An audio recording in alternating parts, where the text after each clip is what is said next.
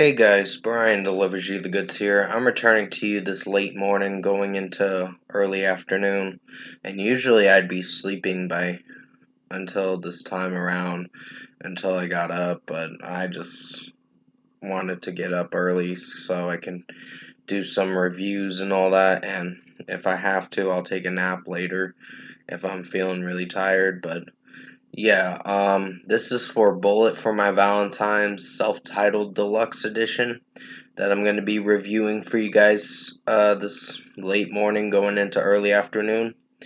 And yeah, I just got done listening to the new deluxe edition of theirs that comes out tomorrow or at midnight on August 5th. So I'm going to discuss what I listened to for this Bullet for My Valentine's self-titled deluxe edition and let you know my thoughts on it. So let's dive into this deluxe edition review.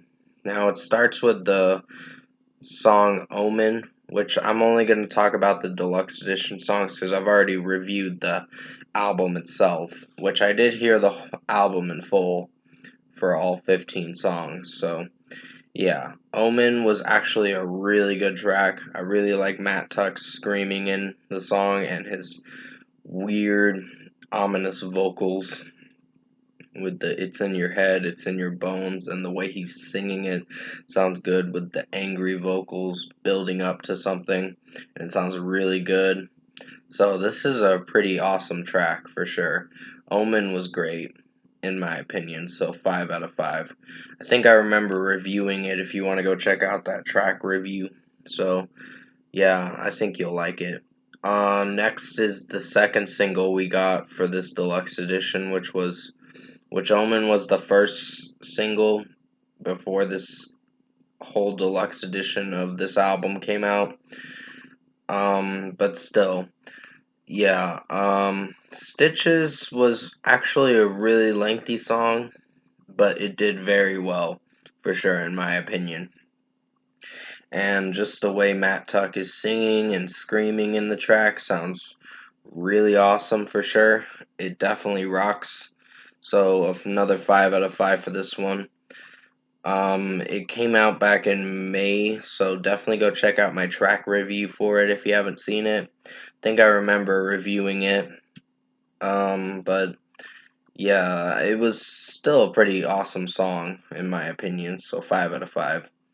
No More Tears to Cry has some weird feels from the Temper Temper album, and I did want to mention that it almost sounds like Letting You Go a bit with Matt Tuck singing in it, but it doesn't. It just sounds like older uh, Bullet for My Valentine, which is a good thing, but the problem with this song is just it gets too samey with how it's sounding uh, chorus wise. So chorus wise didn't click with me too much, but the screams and some of the verses are pretty strong, but the chorus is not that memorable in my opinion. But it's something at least. So 4.5 out of 5 for No More Tears to Cry. Step Out from the Inside was a little bit different for them. It sounded interesting, but I don't know if I really love this song. But it's still a solid track for sure. It's gonna get a 4.5 out of 5. This was a little different from them. It took a darker route to this song with how Matt Tuck was singing the song. It has a nice acoustic guitar in the beginning of the song, so it does pretty well. And all the way to the 2 minute mark, you don't get the heavy drum work and guitar work till like the bridge part of the song and towards the end of the track. So that's what you're gonna expect when you hear Step Out from the Inside. So it's not a bad song, it's just I don't know what I think of it overall. It's got a really dark tone to the song, in my opinion, so 4.5 out of 5. But it's not bad. This Means War is a really awesome song. It definitely rocks for sure. This was the last song. We only were expecting if you've heard all 3 singles before this deluxe edition came out. The only songs to be hyped for were only two tracks, and it was Step Out from the Inside and This Means War. And This Means War is a banger for sure.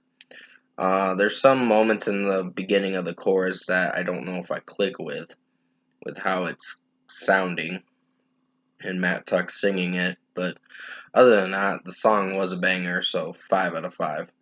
Overall, production, mixing, and execution, I think Bullet for My Valentine's self-titled deluxe edition was actually really good.